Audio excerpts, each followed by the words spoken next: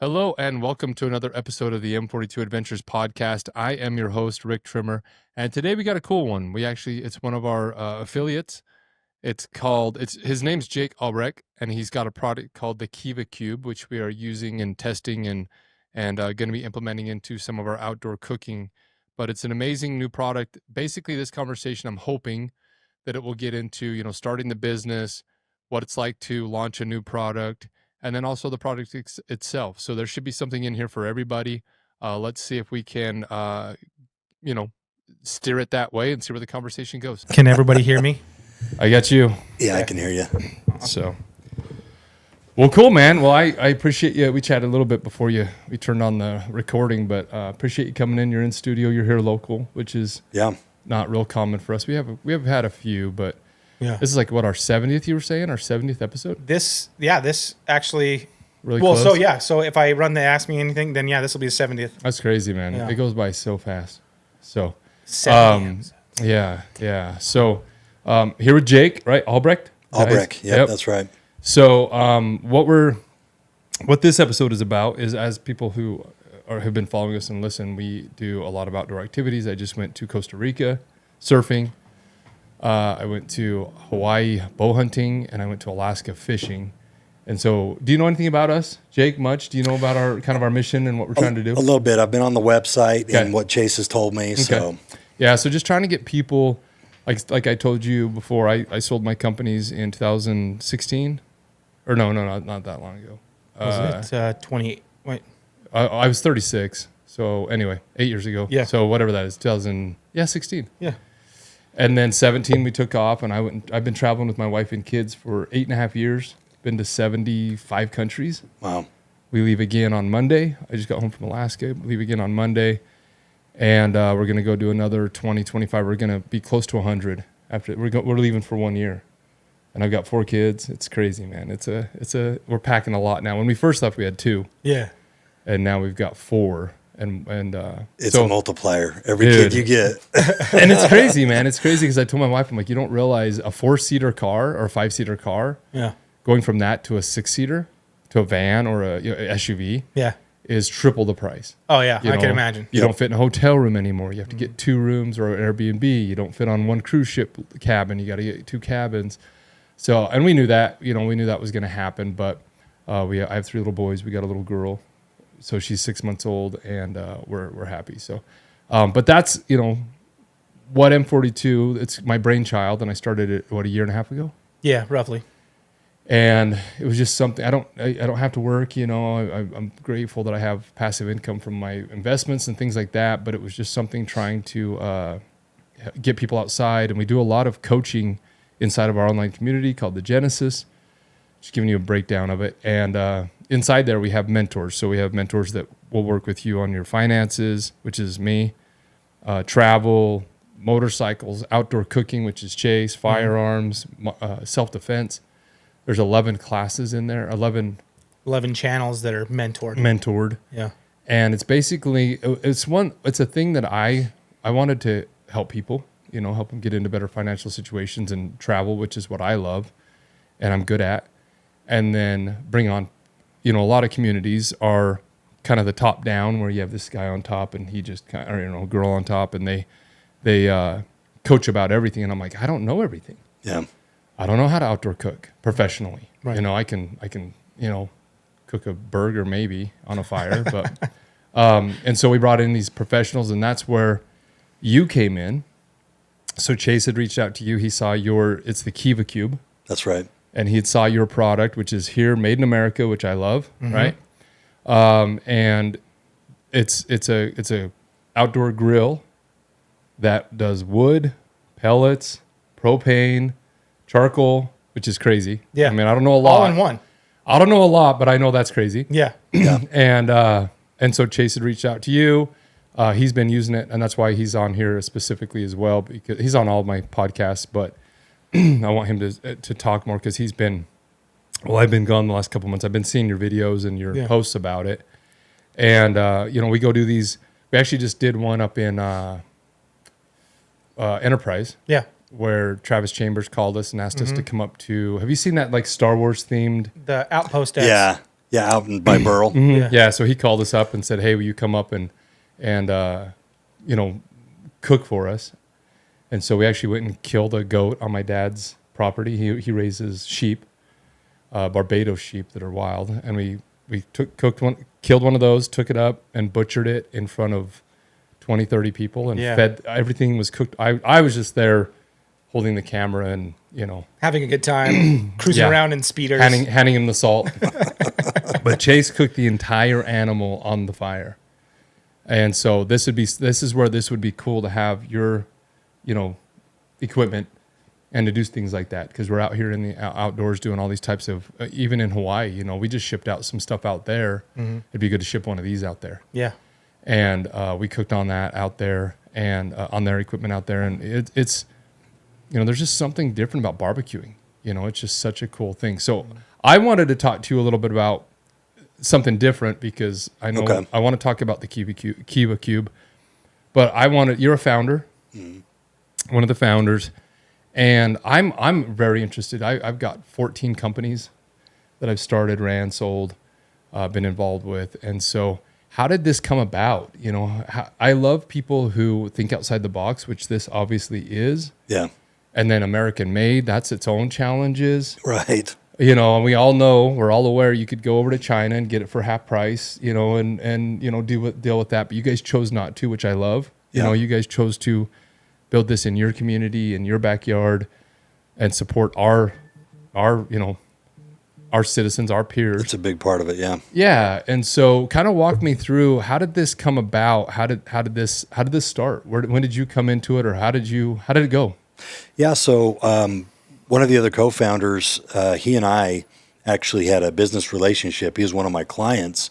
He's got a food product called Buttermints. And, we did a lot of branding, helped him market it, and helped him grow that, get it into retail. And, we've had a lot of success. This was about 3.5 years into working in that. So, which would be just under 3 years ago now. Okay. And he approached me and he said, "Hey, I've got something I want you to look at. Do you want to come check it out?" I said, "Absolutely." So I go up there, and he's got what would be this sort of, version 1 of the Kiva Kube, very primitive. I mean, anyways. So he made it. So, and the story even goes back further than that. This is a design that somebody, maybe even as long ago as 15, 20 years ago, had made this, and he never did anything with it. And so Clark went to him and said, "Hey, I've always liked this design. Do you mind if I take this and try to make a go at it and make it into a viable product?" And got the blessing from that guy, and he's like, "All right, let's rock and roll." And then he brings me in, go and look at it. I'm like, "This is really cool. I've never seen anything like this." And, he said, "Do you want to be a part of it?" I said, "Absolutely." So, because he brought me in, I know how to launch products. Right. I mean, I got the branding background and marketing and knowing how to do that. And the other guys in this group, they're good businessmen, engineers, and have a manufacturing background. So we figured with us together, we've got the ingredients that we could really make a run at this. Yeah, I think that there's two things you said there. One is, I know so many people, including myself, on some things, but I know a lot of people who have a lot of really good ideas that don't do. Yeah. Right? They say, we know all those guys, right? That say, "Hey, I've got ideas are a dime a dozen." Yeah, exactly. And that's a pretty good example of being able to take something that, somebody else thought of and just saying, "Hey man, you didn't take it, you took it to step 3. Yeah. I'm going to pick it up and run the ball further down the field." And that's commendable. And frankly, like some of the best features of this were not necessarily intentional with the original right. It's gonna prototype. Yeah, I'm sure. The idea for multi-fuel, like that absolutely came from our group. The designs, how it all functions. We're on to get to a retail model. I think we went through 8 different revisions. And right. Each one, it's that didn't work quite right, Absolutely. and we need to change this. Yeah. And so we had some specific goals that we wanted to make sure that it could meet. We wanted it manufactured in America, like you talked about. It was really important to us. All of us are, I would consider ourselves patriots, and I don't know, it's just fun. Yeah. Can we do this? Yeah. And, full disclosure, there's a few things that aren't quite in America yet. The thermometer. And we're going to have to figure out how to build a thermometer. Right. Yeah. But just for that one thing was going to add like $50 to the overall cost of the unit. And we just couldn't do that. And then there's like a few screws. Right. But everything else, engineered, designed, manufactured in America. It's all assembled here. And so that was a big part of it. We wanted people to be able to have choice on how they cook. And frankly, for me, I wanted a little smoker. Right. And we wanted it to be able to close down to where you could bake, you can sear with it and get up to temperature, you can smoke with it. And so basically it was like, can we take the big barbecue experience and make it into this little portable, something you can take with you and still get that same experience when you're out on the road. Because usually there's some sacrifices that are made for, the portable grills, or they're kind of one-dimensional. They're really good at one thing, whether it's like kind of flat top cooking or maybe smoking or something like that, but something that could do it all and do it all well. And then the last thing was we wanted this thing to be built like a tank. Right. Like when I buy things, I love when it has a really good warranty and kind of a no-nonsense warranty. I saw this has a 25-year handle. 25-year. I mean, that's going to outlive. I was going to say that just takes the peace of mind. It puts you at peace of mind that you're getting a product that's you're going to stand behind. Yep. And so that really influenced what gauge stills we used in it, and just a lot of these revisions were just frankly making it tougher. We're like, oh, you know what? This could break off right here. We need to really make that better. And so, those were sort of the parameters that we wanted to build this thing. And then we got to work. I mean, how long's it been going for then?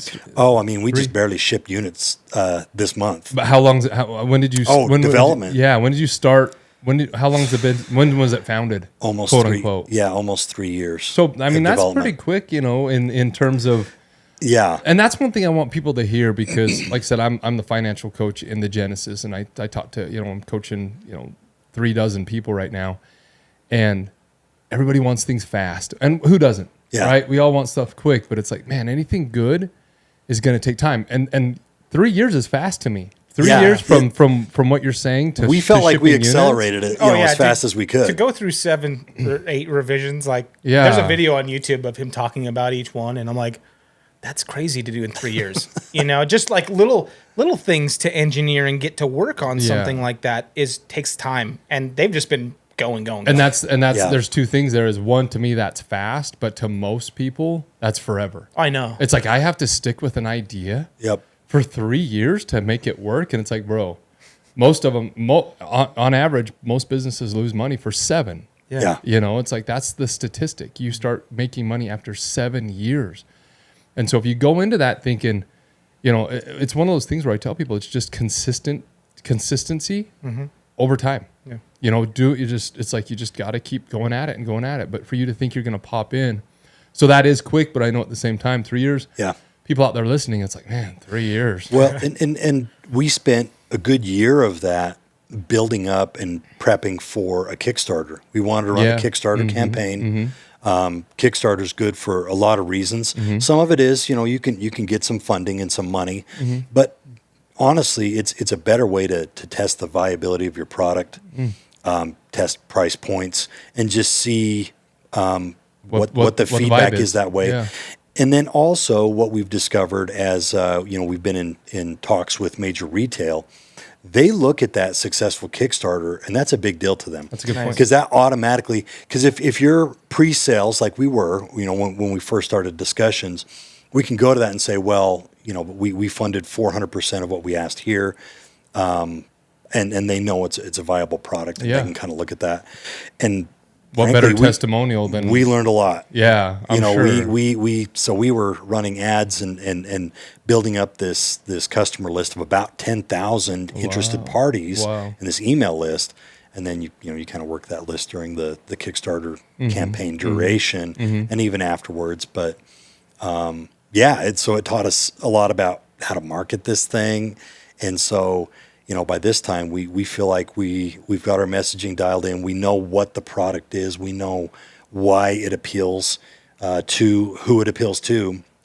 there's several different audiences that really have taken a liking to it, and we've got the data to show it. Yeah. So, because a big part of our approach is going to be major retail, and not just selling one at a time, two at a time on our e-commerce site. Right. Yeah. Because you got like Traeger, right, and stuff that. I mean, that's a pretty good. Yeah, Traeger's a great brand. Most of us own Traegers. Yeah, exactly. And I own a Blackstone. Right. I like. And I'm one of those guys, like where don't reinvent the wheel. Learn from what they did, learn what worked, learn what didn't, and then adapt it to what you believe and what your models are. I was talking to one of my guys yesterday for 2.5 hours. I think you heard a little bit about that. And we're going to start a new business here in January. And we kind of went through, and for 2.5 hours, we went through like, what's our competitive edge? Why do we think we're better than somebody else? What are other people doing that we can learn from? And it's like, I'm not here trying to create something totally new. You got to have, like you said, made in America, and then all the fuels. Like that's your competitive edge. Nobody's doing that. Then that the warranty, kind of it's like you just tweak it a little bit, and it's like take what's working, and then grow on that, And so I think that's very smart. And you have so you kind of came into this with the marketing expertise, right? Yeah, like with my company Flitch, we have a branding platform or a branding framework. Really, it's a framework that we call Only Brand. And so we went through all of that before we kind of hit the ground with any sort of marketing stuff. And it's really to position yourself. You're going through competitive analysis, what we call a brandscape. It's really dialing in your focus. It's figuring out who you're marketing this thing to. What is going to be their purchasing decision is going to be based off of what, and then going through building out all of your communications, and then finding some trends that you can really use to power your business, right? Because this is an analogy I use, and this is good advice for any business, whether you're service-based, product-based, it doesn't matter. If you can identify a trend that can push your business, it's the equivalent. If any of you have ever been out surfing, you paddle out there, and you're kind of waiting for that wave, and then you time it, and you get your momentum going, and then once you're up on your board, that wave does all the work, and it's pushing you. A trend can be like that in your business. Versus, you can get on your board and you can just paddle the whole time and you're making progress, but it's slow and it's way more work. If you can identify a trend to really power it, then man, it makes your life so much easier. Yeah. You can shorten the time it takes to do things, sell cycles, spend less money, all of those kinds of things. Yeah, it's one of those things where, listening to that, it's like you said, you can go out there and paddle, and people think that they're, by getting on the board and going out there and just starting to making paddle, progress. They think that they're moving, but it's like, man, it's actually you're smarter to wait for the wave. That's what you're surfing. Yep. Surfers don't just go out there. I actually went out surfing with my buddy in Hawaii before Costa Rica, my first experience with it, and we're sitting out there on boards, and I'm like, what are we doing? And he's like, we're waiting for waves. And I'm like, well, there goes one. He's like, that's not a good one. And I'm like, right. Look good to me. Like it's a wave. And he's like, it's breaking this way. It's curling this way. And that's why you have a mentor, and you have a guy there that's done it for years and years and years. And finally he's like, hey, this is our set. Here it comes. Get ready. And like you said, we wrote it. Yeah, I maybe could have got on the other wave, but I'd have went 50 feet instead of 500 feet. Mm-hmm. And I would have been burning a lot more energy and frustrated and probably given up, which I think, like you're saying, a lot of businesses, they just come out running. And that's what I told Nick yesterday when we were talking. I says, we need to spend 6 months on this business plan. Mm-hmm.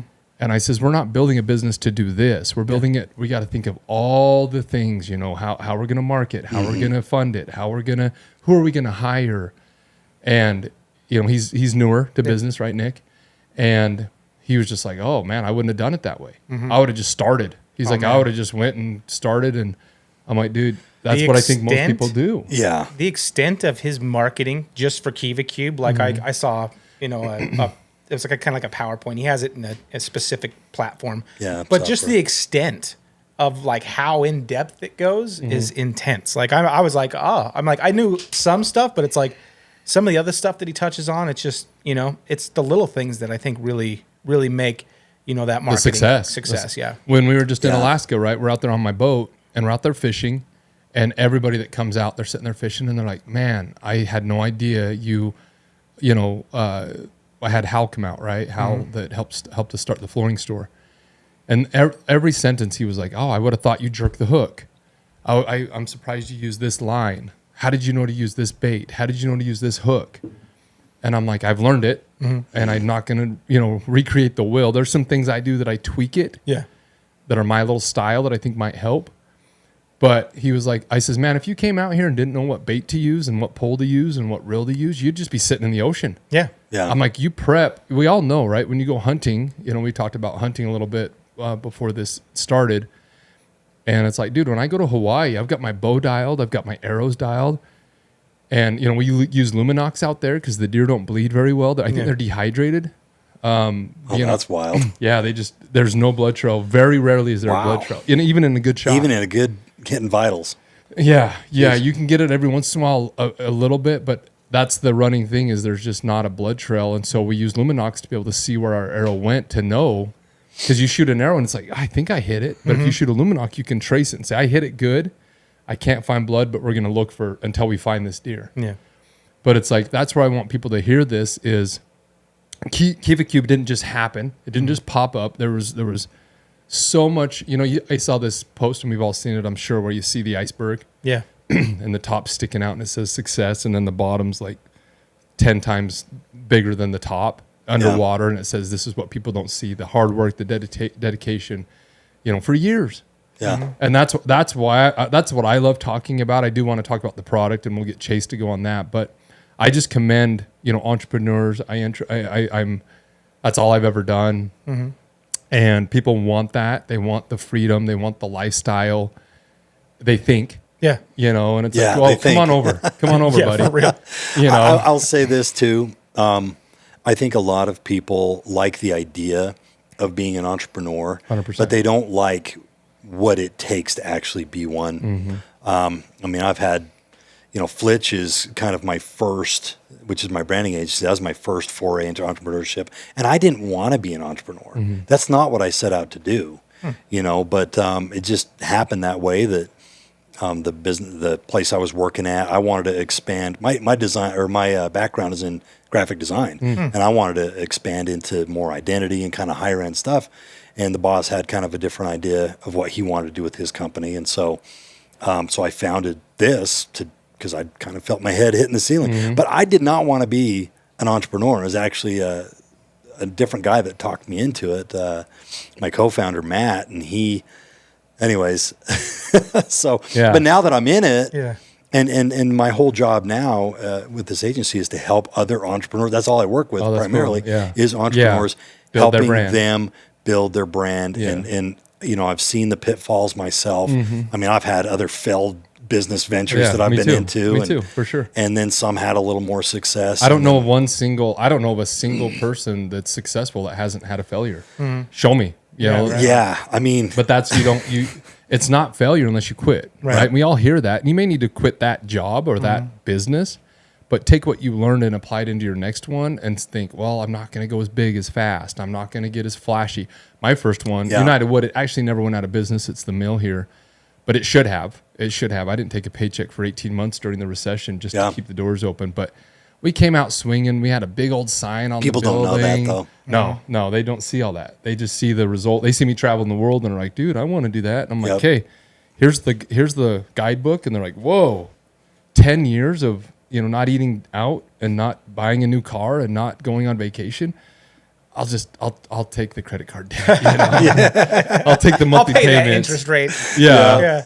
But it's I just commend people who go out there and I want people to realize that if it was easy, everybody would do it. There's a reason that 99 out of 100 fail. It's just such a difficult thing, but you can stack the odds against you by preparing. It's just like a hike. Yeah. You go on a hike. If I went and hiked Everest tomorrow, I don't just show up and start walking.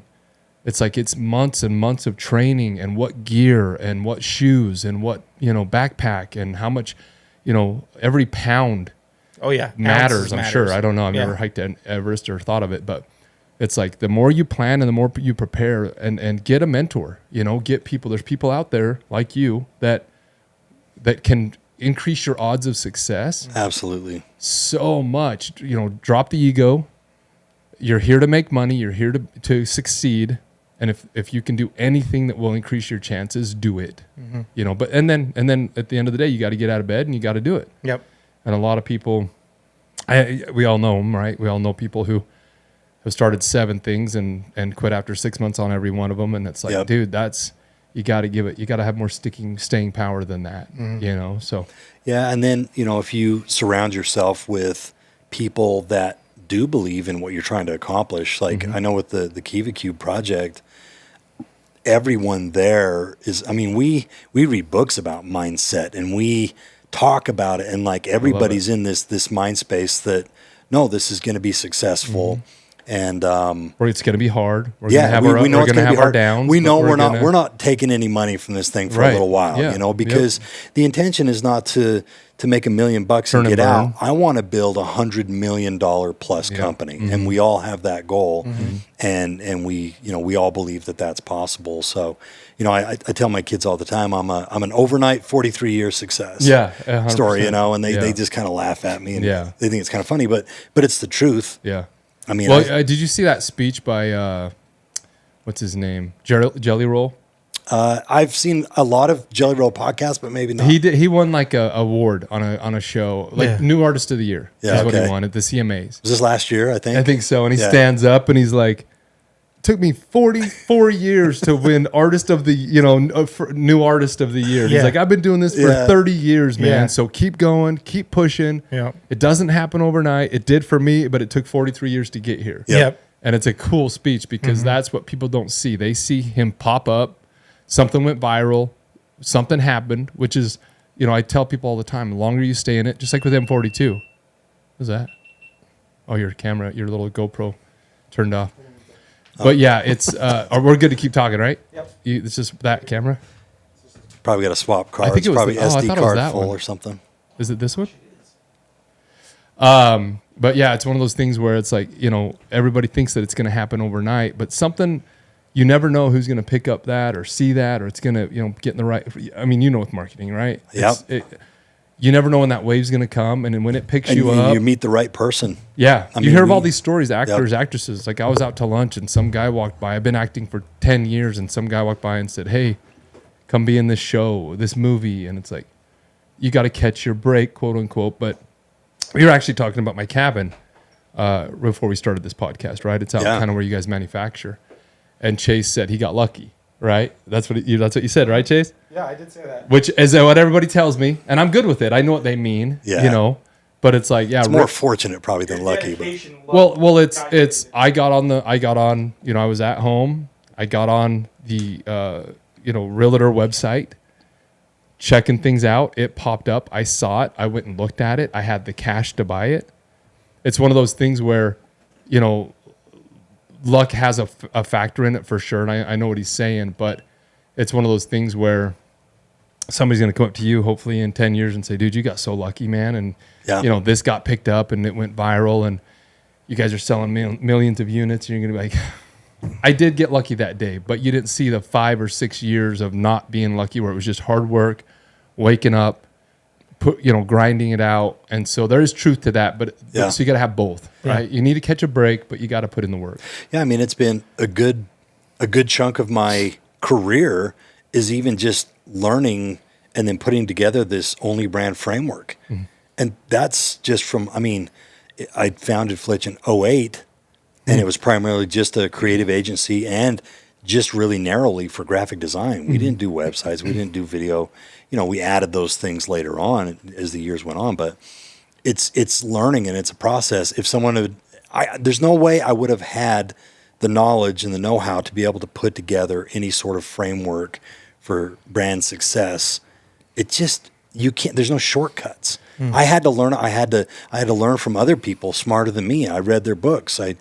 Seminars, and then your own experience, and you combine this all together to create something that really works.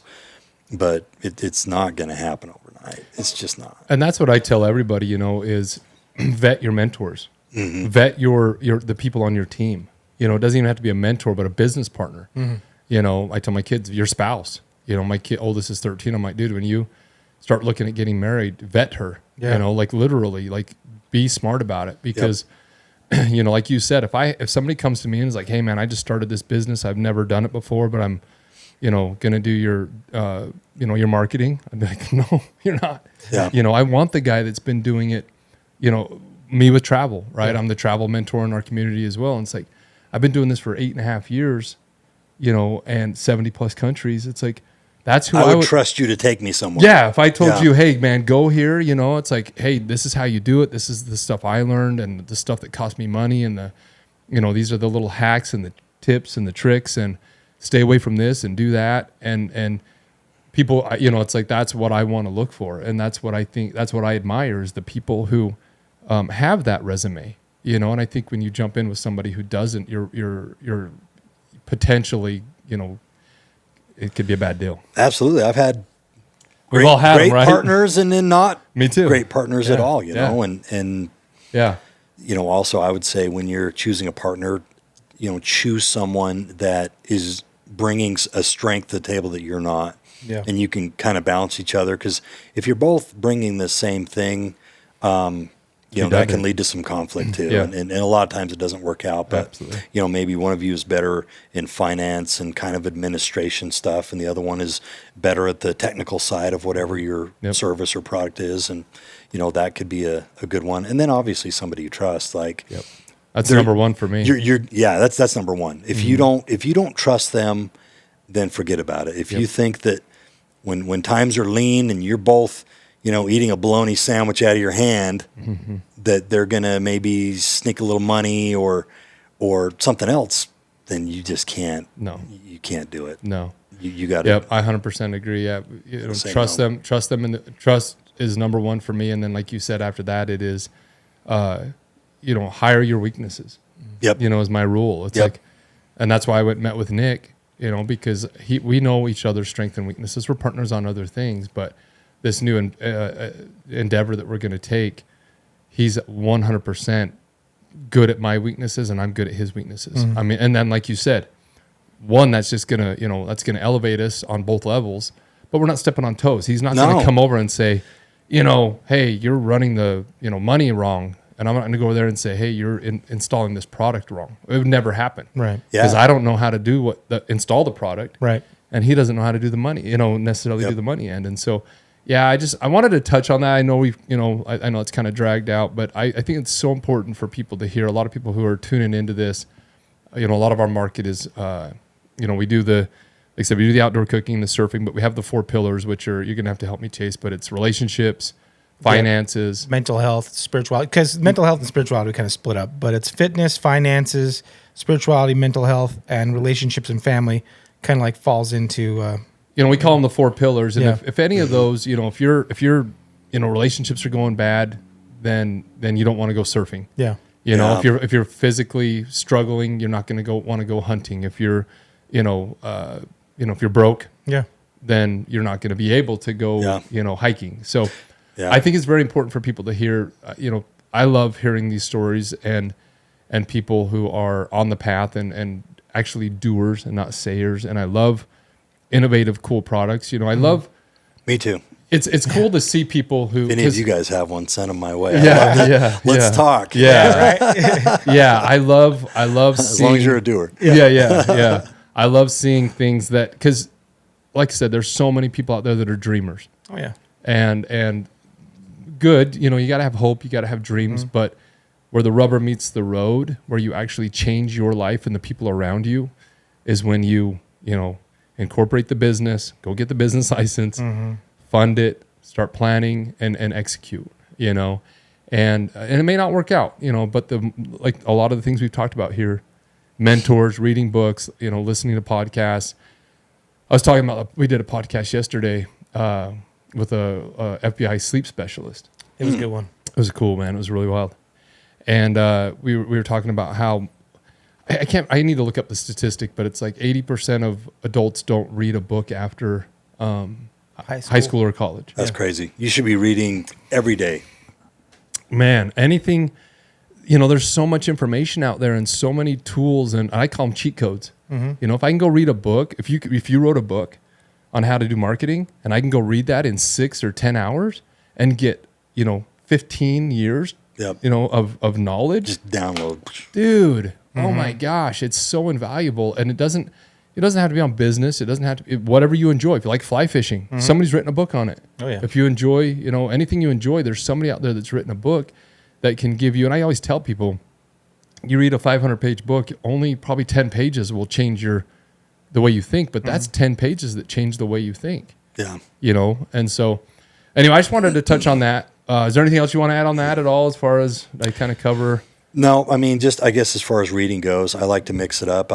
It doesn't always have to be this productive business book or whatever. Yeah. I usually rotate between that and some fiction, and then I like to read something old, something ancient, whether it's scripture or go read, Socrates or whatever it is. Like, I think it's important to kind of read that stuff too, and that's my mix.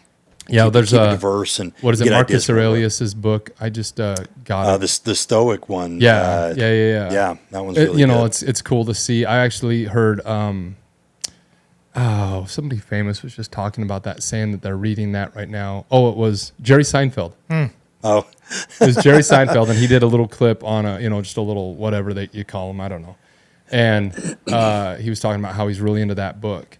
And he says it's just cool to hear about how somebody hundreds of years ago what they thought, how they think. Yeah. And he says it's still applicable today.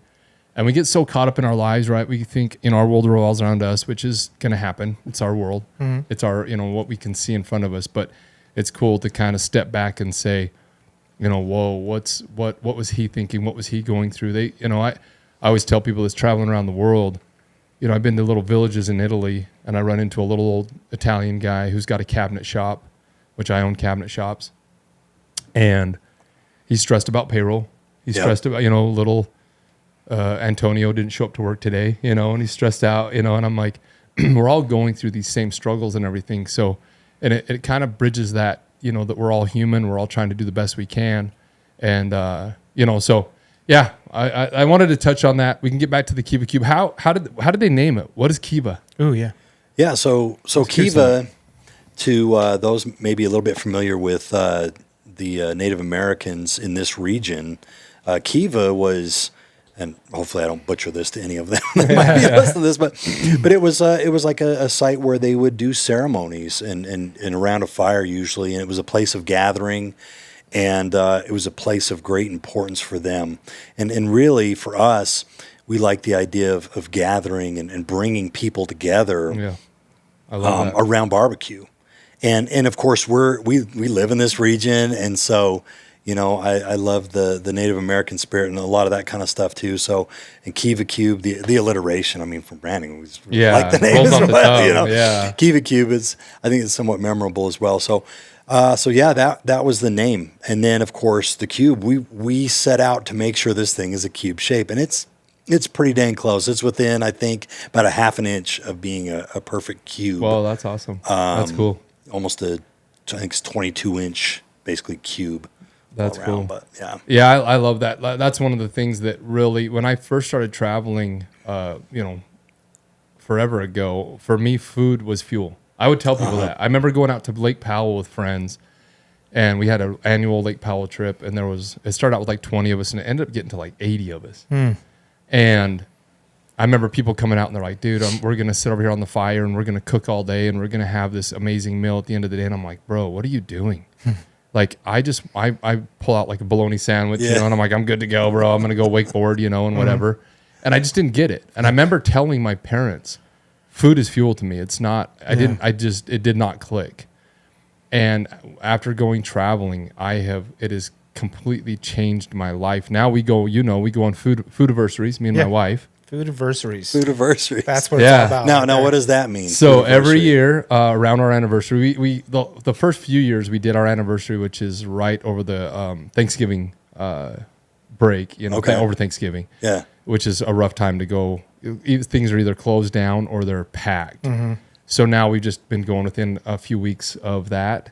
But it's cool. Like we've been doing it for, I think this was our 5th year, and we drop the kids off to grandma and grandpa. If we're in the country, there's been a couple times where we get a sitter outside the country, but and we go somewhere. We went to Austin, Texas. We went to LA. We went to Phoenix. Oh wow. We went to Seattle, and so we fly up there, and I rent a sports car usually, or like in Austin, I did a Harley motorcycle, and we show up, and I rent like a sweet, like Ferrari or something, whatever off Turo, costs a little bit of money, but it's rent it for a few days and stay in a decent hotel, and we go around and eat food.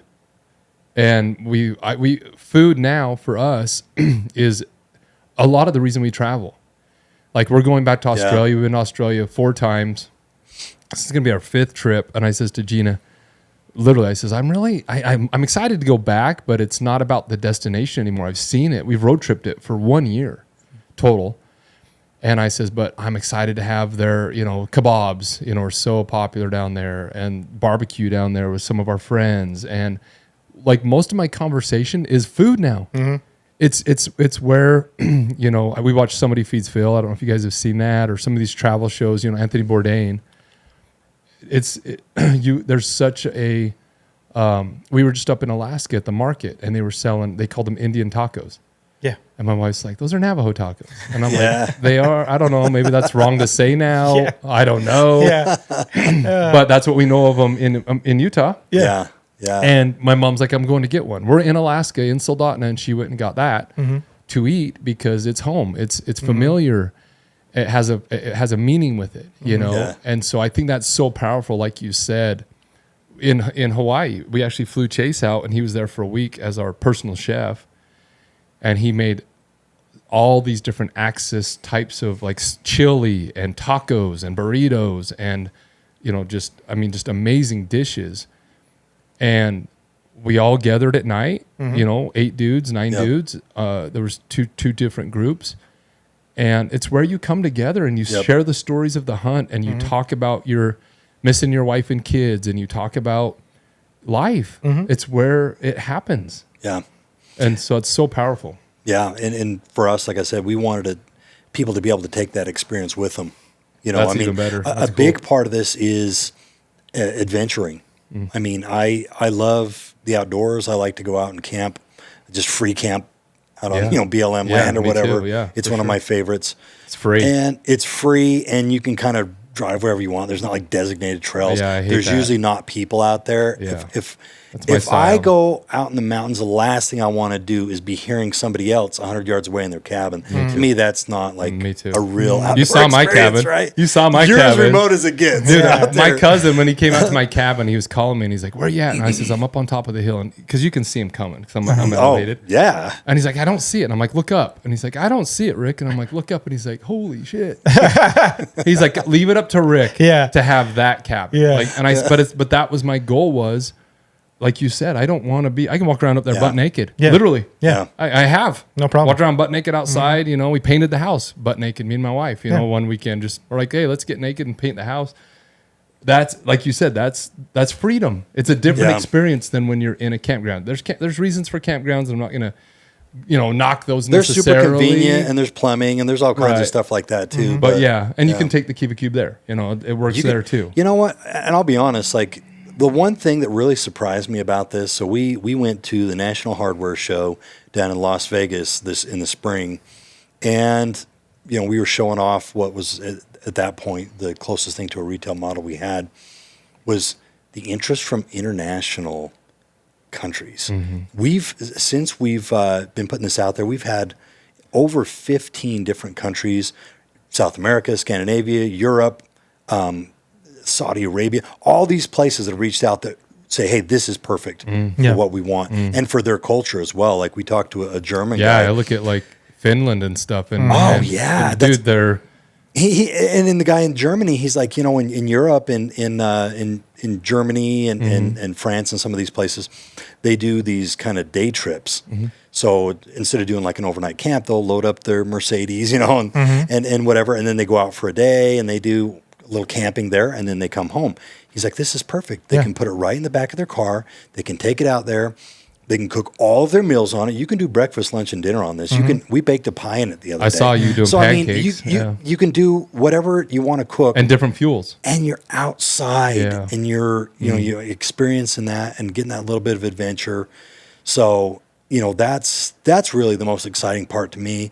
Or people that, you know, let's say you like to live the van life or the RV life or overlanding and things like that, where you need one thing that can cook in all the ways, right? And even if you're I don't have any fuel. Okay, then throw some wood in there. We took it out one time and we meant to take the charcoal and we just forgot it. No big deal. Went and chopped up some cedar wood, put it in there, grilled our steaks over open flame cedar wood. Delicious. It was perfect. Yeah, it's got that kind of versatility, and so. Yeah, I mean it's a lot of fun, but the interest from the international community has been pretty wild, and it hasn't just been like, and we already shipped one to Saudi Arabia, and we're shipping another one I think to the UK when we have it ready. But it's been people that want to be distributors, like, hey, I want to like be the guy selling this for this whole region. Yeah. So we're kind of working out details that way, but it appeals to anybody that even has limited space too. A lot of urban people who don't have big yards, you know, they're not living out. They have their little kind of deck space or their little, 6 foot by 8 foot little pad. They can put this out there. It'll fit, and they don't have to have 4 different barbecues that each do something different. Yeah. So being able to consolidate is a really big deal for a lot of people. I mean, I just came home with a bunch of salmon, to be able to smoke. Yeah. I mean, they're so, and like you said, to bake. I mean, that's it's fun. I baked pizza, and I baked some cookies and some brownies on the last camping trip that we went on. I hadn't done it. I just let's experiment. Let's see how it works out. Right. I burned the first batch of cookies, and then I figured out where they got to be and everything. And, but that's part of the fun of cooking too. Right? Is every trying piece of equipment you have to test its capabilities. Yeah. Like it's a very interesting thing, but it's fun too. Because it's new. And you don't know what it's going to do. Yeah, and it's cool. It's cool because I didn't realize it was this new. So it's even more. It'll be cool in 10 years down the road to hear the story. But it's also I love hearing. Chace has one of the first units off the line. Really, really. Yeah. I love seeing the newness because that's what's cool is there's gonna be recipe books. I can already picture it. It's like here's a book, and here's how you and Victor putting together some recipes. It's like here's the book on how to make pizza, and here's how you set it, and here's and people will love messing with that and changing it up and doing it their way and different things, and that's what's cool about this. Over fire, or a barbecue is just it's different. Yeah, it's just different. There's variables. The experience is different cooking. Yeah, yeah. My wife won't let me cook burgers on anything else. On anything other than charcoal anymore. Like I used to do them on a flat top before because it's part of our meal prep. But now she won't let me cook them on anything other than charcoal. So I think it's one of those things too where, like we went up to Moab to bear camp, and we're cooking outside on the fire, in Dutch ovens and stuff like that. Yeah, and. We don't really know what we're doing. We're just trying to, we just want to. I was trying to, add to the experience, and I'm trying to get my family like, hey, listen, this is a reason to come together, and they have that, but it's like they still are, like I'll work on something for 2 hours, and they're like, bro, like let's just throw it on the grill and cook it, but there's leniency there. Yeah, was my point. Is when you're out there cooking on a fire, if you burn the cobbler a little bit, people are like, dude, it's cool, man. I'm still gonna eat it. You cooked on a fire. Yeah. Yep. So people who are listening to this that are like, oh, that's kind of I'm scared. I can't just turn it to 300 degrees and cook my cookies. It's like, dude, that's what it's about. Yeah. Like it's about this probably won't be necessarily perfect until you've done it. A lot, like we talked about, but. Don't let that hold you back because that's where the fun is. When you pull, my wife cooked some, what did she cook up in Alaska? Something and burned it pretty good. Nice. And in a kitchen, a kitchen. Yeah. And we just laughed about it, and we're like, that's funny. We got to open the windows, the smoke alarms are going off, type deal. And it's like, but I think that's, so many people are like, I don't dare cook. I'm so nervous. And fire, I think people even give you a lot longer, a lot more leniency to where if it doesn't come out perfect, they're like, bro, you cooked this on a fire. Yeah, it's not perfect, but that was rad. Yeah. And so I encourage people to, if they haven't done it, like you said, we have so many people that come to my cabin that are from China and all these different countries that want to come out to the Wild West, right? And, and we've actually had people come out, check in and leave. One group that was like, this is too remote. It's really? Like we're frightened. Last house on the left. Kind of situation. Yeah. We're going to be murdered. Yeah, freaked them out. Because they've just been so urbanized. They've never. I mean, the stars out there. Out beautiful. there, it's it's epic. Yeah, you've got dark skies. It is. Great. Yeah. Mm-hmm. So 99 out of 100 people, a lot of them are nervous. Like this feels. I actually was on. This is funny. I was in Alaska, and I have a Ring camera on the driveway just for security. And we tell everybody there's a Ring camera here just for, if anybody shows up, we don't want up. I've never had anybody in the 5 years I've owned it. We have a gate. Anyway, good luck getting up the driveway. But I had a couple show up the other day, and they pull up in a Jeep, park, and the husband jumps out, and he's kind of wandering around. I could see him on camera. And the wife says, babe, look at this view. This is crazy. And he says, oh, yeah, it's amazing. We're going to die up here. But it is amazing. And I'm sitting there and I'm like, oh my heck, that is so funny, because they're just not, like you said, they're from LA and they've never seen anything secluded, especially in Europe. When we go to Europe, again, they talk a lot about, how we have all this open space out here, especially in the West, right? You go back east and it's all, a lot of it's private, things like that. But, and no clouds either. Yeah. Because like even kind of more remote places back east, there's humidity, there's clouds, there's all these things that still kind of obscure the view of the stars. So coming out here, getting elevation, getting away from any sort of, man-made light, it's magnificent. It changes you. And I have to go recharge every once in a while and just get out. I mean, St. George isn't even a big city, but I know. I start feeling a little bit boxed in, and I got to get out. Yeah. It's healthy. It lets you reset, and I think it. Like I said, most people will review the stay, and most of them just say it was so. The first day it was a little getting used to, for some, some of them just jump right in and love it, but. The ones who aren't used to it, they're like, it took a day to get used to it, and then we're rebooking. We're rebooking because we had no idea what this does for your soul and your psyche and your mental health and things like that. And so, when you grab a barbecue and you load it in your truck and you throw your family, and I talk about this, because I travel and I go to Australia and all over the world, and it's like, you don't have to do that. I didn't do that for 30. Just go explore America. America's huge. Dude, anywhere you can drive go up to Pine Valley. Go find some BLM. Just go, grab your kids.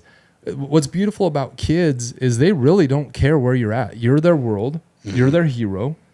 And whether it's in Australia or it's at Baker Reservoir, catching a trout, they're happy. 90% of the time, they're happy. And then you take a fish and you catch it and you go put it on a Kiva Kube and cook it and they eat it and they've never done that before. Yeah. It will change. It will rewire them. It's like, I'm a provider. I can, when we did that thing up there in Burl, up in Enterprise. Yeah. Remember that a couple of people came up to us. I was skinning the goat and a guy comes walking up and he's like, hey man, do you care if I touch that? And I'm like, what? And he's like, the goat or the sheep. And I'm like, you can touch it? Yeah. And he puts his hand on it and he's pushing on the meat and he's like, bro, this is where my meat comes from at my butcher in New York, right? Yeah, yeah. And I'm like, that's it. Yeah. And he's like, I've never seen it in this form. They just see the roll of ham, or whatever it is. All packaged up. Yeah, it's, my family used to run a dude ranch back in the day when I was a teenager. That's awesome. It was my favorite. And it's out kind of west desert by Utah-Nevada border. My family leases about 40,000 acres out there. It's out by, if you know where like Indian Peaks are and that kind of stuff, kind of out towards that region.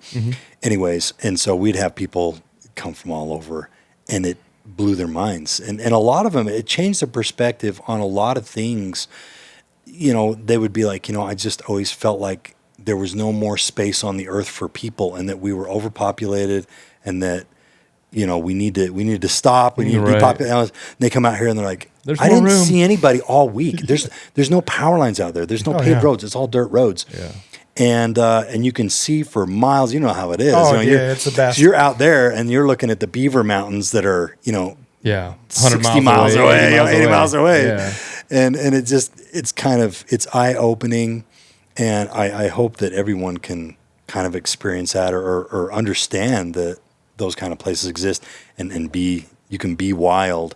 In the Kiva Kube, I tell you, I wish we would have had it back then, because we would pull this old chuck wagon behind and we'd do cattle drives and stuff. That's right. And so my dad would usually cook a meal, you know, and he has all of his Dutch ovens and different things.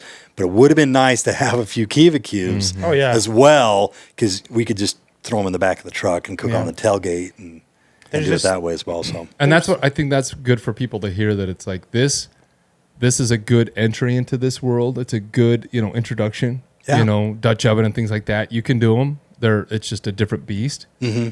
This would be a lot easier intro to that world. It is. It's a lot more beginner level than just throwing a Dutch oven over top of some flames or some coals and trying to keep the heat right and learning that. Yeah. But it's a good reason, you know, because that whenever now, especially with food, but it's a reason to go outside. You know, like you said, everybody eats, everybody needs dinner, everybody needs breakfast, lunch, and if you have this, I think it's cool to think that you guys are building a product that is going to encourage a lot of people to throw it in the back of their truck, back of their camper, back of their van, and pack up and go out to the woods for the day, for 4 hours, for the night or for the weekend. And what a cool thing to have your it'll be the centerpiece. It really is. That's where people are going to come together, you know, 3 times a day, whatever it may be. And what a cool product. I always like stuff that, you know, now I'm looking more for businesses that I enjoy and that you know, have some meaning behind them. And I love the name. I glad I asked. Yeah, because that's cool. And I didn't know before I went out to the manufacturing facility. And so once that happened, I was like, this fits like everything that we do. It like does. It fits right in with what we're trying to kind of inspire people to do. You know, it's like, look, buy this unit because you can use it anywhere. It's not just for your backyard or something like that. You know, like you just take it with you. Yep. And it's got handles everywhere. It's very, move it around. Very easy to, like, you know, unpack. You know what I mean? It's tell them about the assembly process. But the aspect of pulling it out and then going through all of the different options that they've done, the amount of engineering that went into that, the different models, the little teeny details that they went in to make sure that nobody even noticed. You know, like the lid spinning on top, it has like a little wheel on top of the one edge and a little piece of metal built into the lid just so that it perfectly rolls back and forth when it's rotating. Indexes. And then it locks into place, that little table part. Everything on it is very easily movable. Like it's all just really functional, and it really makes for a great product. And the crazy thing is with both levels of racks, it's bigger than my like 30 by 30 grill. You know, like I can fit more food inside of it and cook it than I can on my own flat top grill. And then at the same time, if I needed to, like, I threw a tomahawk on there on Monday. Was it Monday? Yeah. So I threw a tomahawk on there. They're huge. Yeah. On my birthday. And they're huge. And it takes, you know, a little over an hour to cook 2 pounds of a tomahawk, depending on the heat, you know?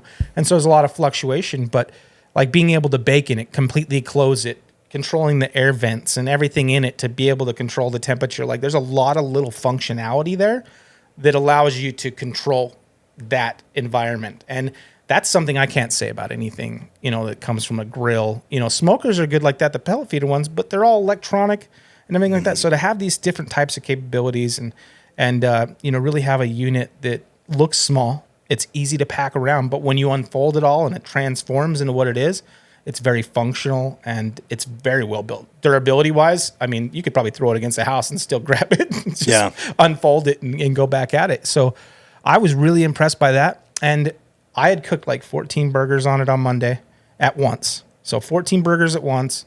And then right after that, I added more coals to it and cooked that tomahawk. I can't do that with a grill. You know, I can't just take the hot grates off, scoop out all the hot coals. I mean, I'd have to have like, you know, an actual metal trash can to put all those hot coals into and then add more heat. I don't have to do that. I just pull the drawer out. Yep. You know, add more, put it back in. Yeah. That so easy. You can cook for long periods of time. Exactly. Yeah. And so all these little things, the extra fuel sources are just a super bonus. You know what I mean? Like being able to use the gas one, you can turn it on to a certain thing. You'll be able to control the heat That's exactly wild. and do baking. Yeah, that's a wild one. And then the pellet feeder, that thing's just nuts. They made it fold.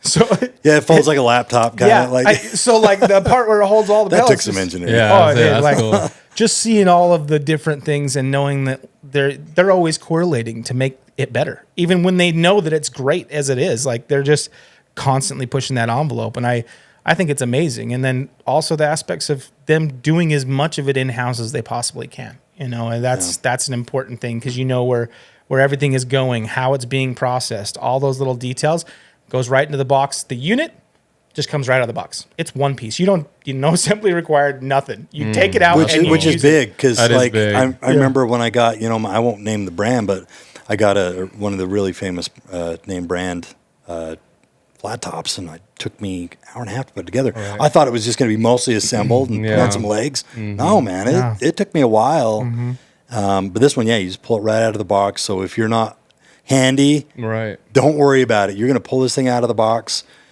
undo the latch, flip it out, and you can be cooking right away. That's awesome. As soon as your charcoals can get hot. Exactly. Well, you're the perfect person, Chace, because of your background and you're you know, I mean, working at that casino where you smoked meat. I mean, we talked about that a little bit in Hawaii. Yeah. Where you'd cook hundreds and hundreds of pounds of briskets and crazy place. I mean, the SUV sized rotisserie smokers that I had two of. I mean, 30 pound briskets at once in each one. I mean, that's a lot of meat. You know what I mean? It's insane. Yeah, so it's a big, you know, for me, you know, knowing you, because like I said, mentors or word of mouth from people you trust. You know, you said it's amazing, you know, and so I'm excited to for you to cook on it for me. Yeah. There you go. I'm excited to eat a delicious meal that you cook on it.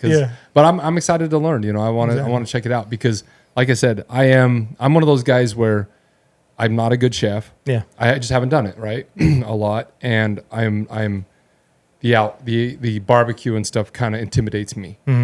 And so to have something that, you know, when I hear gas, it just it triggers me to think it's not. I can do it. Yeah.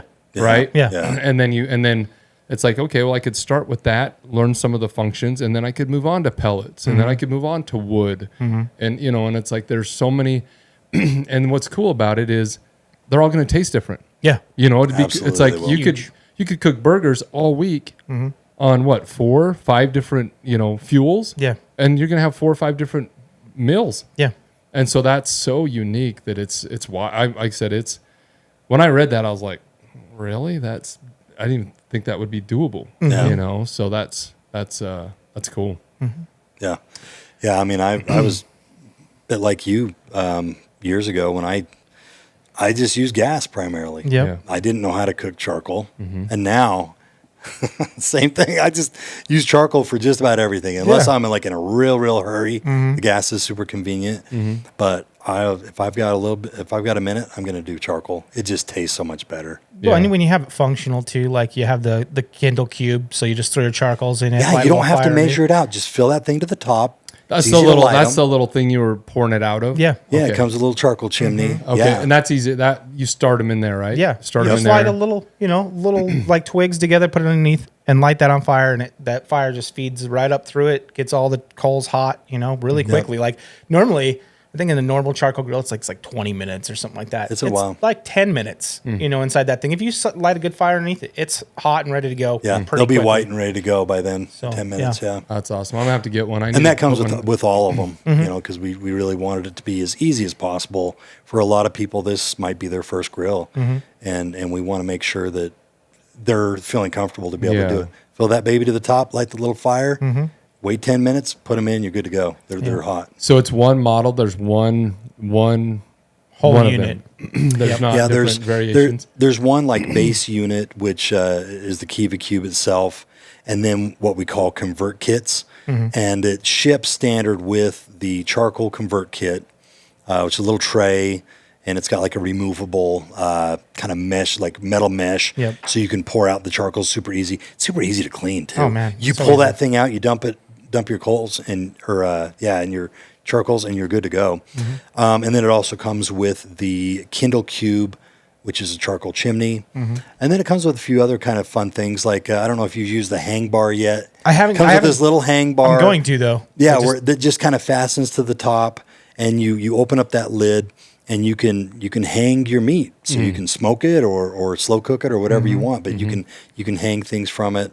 It also comes with a griddle, so you can cook with grill grates or with a griddle when you're doing breakfast foods and things like that. And then the others are additional. So it has a propane, a gas convert kit, which takes the little 1-pounder tanks, or it also ships with an adapter. Well, I guess the adapter does work with the 1-pound tanks, and then standard it'll work with like your big 15-pounders as well. So you can choose that way. And then the pellet is the other one.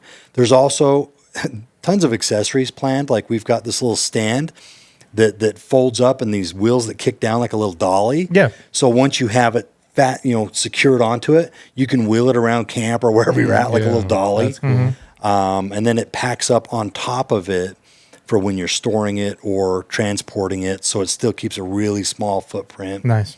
And then we've got a hitch mount that we're really excited about. That'll be interesting. So you can put it right on there. It would fit 2 Kiva Cubes side to side, but it would also work as put your coolers on there or put whatever. So it'll be a versatile hitch mount that you could use not just for Kiva Cubes, but it'll still, have that really good build quality, and it'll have all kinds of like leveling features, and that's really cool. We're really excited about it.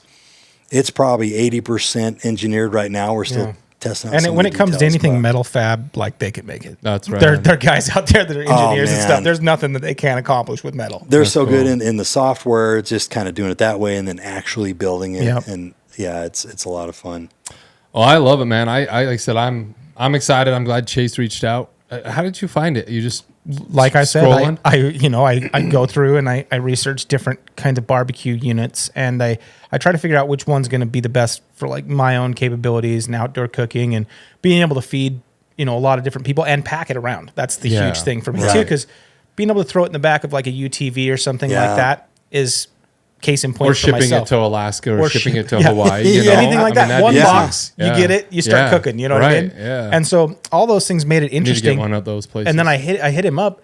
I didn't know that it wasn't made yet. I didn't know it wasn't in production yet. So like I obviously you probably saw the Kickstarter is probably what you saw. That's probably what it was. And then he's like, no, come by. And so I actually ended up over at Flitch, and we talked a little bit. He had one of the units there, and he's like, in June we should have it, and this was a couple months before June, and then that's wild. So it's brand new. Yeah, and so it's just like this unfolding of events, and me not, kind of like waiting for Christmas. So one of those things, and then seeing some of the stuff that he'd cooked on it on YouTube and whatnot, and it was a lot of fun. I'd seen a couple different units, like one's called Fire, and it's just a charcoal unit, but it breaks down into something that can be wheeled around. Not as functional, and not as well built either. Trekking that thing around, the environments that I go into, it's really rocky. Things get abused. Camp chefs work pretty well because they're all metal and they get beat up. Yeah, I own a camp chef. Yeah. But other than that, the Fire unit, I feel like I would probably abuse it to the point where it wouldn't work and unfold properly anymore. So I wanted something that was really durable. When I saw this, I was like, that's like a tank. Yeah. You just take it, unfold it. It's all 16 gauge. What's the gauge steel on it?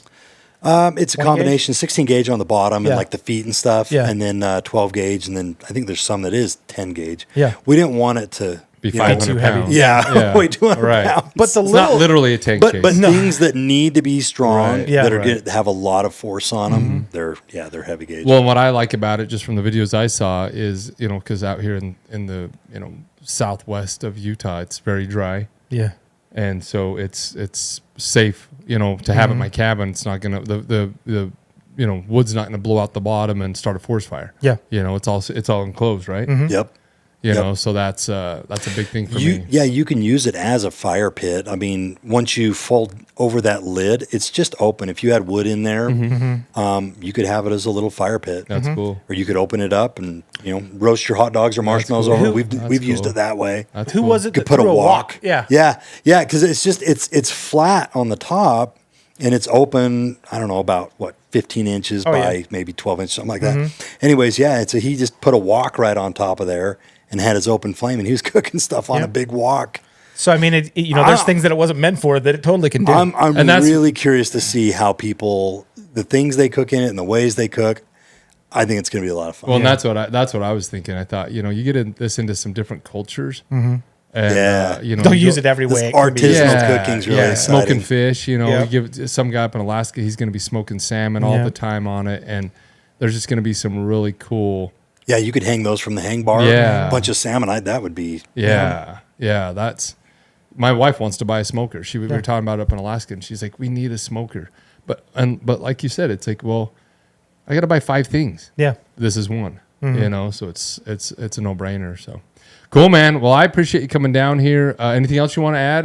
How do they find you? How do they find it? How do they buy it? It's for sale now? Is it? It is. It is. In 2 weeks, it'll be for sale. But it is. Well, this won't come out. This won't come out for like 3 weeks. Yeah. Oh, okay. So then, it's for sale right now. It is for sale right now. It's real easy. You can go to KivaKube.com, and that's 2 Ks. So KivaKube.com. And you can order it right through there. We should have them ready to ship within 48 hours, be boxed up and sent your way. And then, where they can find me, Jake Albrecht on most things, or I have a branding specific one, which is at Jake's Branding on Instagram. Media. Yep, on the socials. How do you spell your last name, just so people know? Jakeal. Brecht. Okay. I'm so good. It's super German. Last name. It's Albrecht. So that's where you can find me. My branding company is flitchcreative.com, FLITCH. So I'm out there in a lot of different places. If you search for Jake Albrecht, you'll probably find me on YouTube. You'll find me in all the places. I was going to say, you're the Kiva Kube of marketing and for real. I do it all. So I love that though. That's how I am. You know that. It's like I own, it's fun. Yeah. And there's so much, like you said, when this helps this and helps this, it's like, I own a cabinet shop. I own a flooring store. I own a counter. They all need each other. Yeah. And so it's like, what business doesn't need marketing? I'm a man of too many interests and hobbies, really. Yeah, me too. Probably need to narrow it down. Yeah, me too. So I love it, man. I appreciate you coming in. Like I said, I know your time's important, so we appreciate having you. Yeah. Anything else you want to add, Chace? I just wanted to say, by the time this comes out, anybody can jump on the Genesis and see. I'm going to be demoing the unit this Saturday on the Genesis. So we'll be going through all of its features and really kicking into what I've cooked on it. Kind of giving some recipes to the Genesis, but definitely jump on the Genesis. I'll be using this for all kinds of different things on there and doing a lot of the outdoor cooking stuff. I think it's the most versatile unit, and that's why I reached out to Jake and why we have it on here now. One thing, and thank you for bringing that up, is we want to do some collaboration with Genesis Project. Yeah, we're likely going to be giving away several units and doing a collaboration with the Genesis Project. And then, flying you out here, having you do all the stuff we've been talking about. Yeah. So look forward to that. Well, my cabin would be a really good and that's what we location to bring. If you ever want to bring people out, you're 5 miles from my cabin. You're manufacturing. Yep. But we'd even partner with you on that too as well, and do something where we could do a reduced rate or whatever makes sense. Yeah.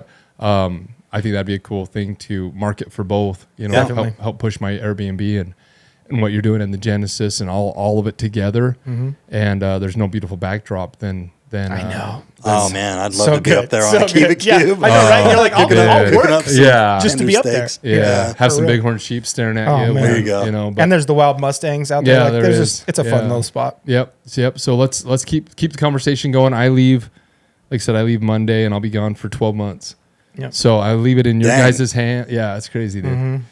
So I'll leave it in your guys' hands. You can Yep. reach me anytime, but I'm all in. So Yeah. whatever we need to do to make it happen. For sure. My parents actually own a ranch in New Harmony where they have weddings. Mm-hmm. I New think Harmony. something like that would be good there. They have a, you've been there. Yeah. They have a big outdoor silo.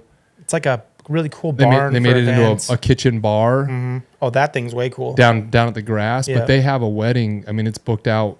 It's booked out every weekend, now weekdays, for the next 2 years. And so it'd be a good place to showcase your product as well. So anything we cool. can do to help out. Yeah. Yeah, maybe we, even just fly in some retailers and buyers and stuff like that as well. And Yeah. demo it. To be in an Yeah. outdoor Yeah, it'd be environment. fun. Yeah. Yeah, so if you ever want to take him to my cabin or to my parents' cabin and show him and your partners what we have as far as a concession, Right. and then we're happy to do that. And then it sounds like with your background, we can trade Yeah, for on sure. some kind of marketing for M42 or those Airbnbs, but to where we're not spending money, and it's a relationship, right, an affiliate. So Right. Yeah, I'm we'll open make to it all happen. that, and you can take it from there. So. Okay. Cool, man. Well, I appreciate you, Jake. Nice Thank to you meet guys so brother. much for Stay having in me touch, on man. And was yeah, fun. Yeah. I'll. That's it. That's Bye. it. See ya. Okay, bye. Cool, man. I'll do an intro and outro. We're just trying all the things.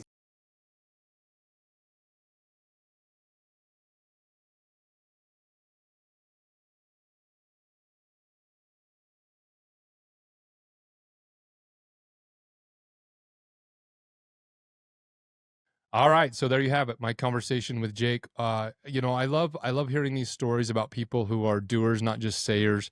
To take this product that was actually developed, 15 whatever years ago, and to pull it out, dust it off, and reconfigure it and go through and try to launch that to the market is no small task. I know we all have a lot of good ideas, but it's the ones who actually take those ideas and run with them that I respect and that I love to have conversations with. So you heard about the product. Again, it's amazing. I haven't used it yet, so I'm excited to use it. They did give us here at M42 Adventures a stove, and but it does do charcoal, wood, gas, and pellets. And again, it's made here in the USA. So what more can you ask for as far as the capabilities and the brand? So I'm excited to check this out. Thank you, Jake. Thank you for your time. Thank you for coming in.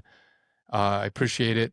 I appreciate Chace, being here on the episode as well, talking about it. He's used it several different times and is just raving about it. I actually saw his video, I think it was yesterday, about him cooking that tomahawk that he talked about, and it looks amazing. So again, check it out. If you guys want to go to kivakube.com and purchase one of those, they're coming out here. It should be out actually by the time this airs, so you can go pick those up and check it out, try it out.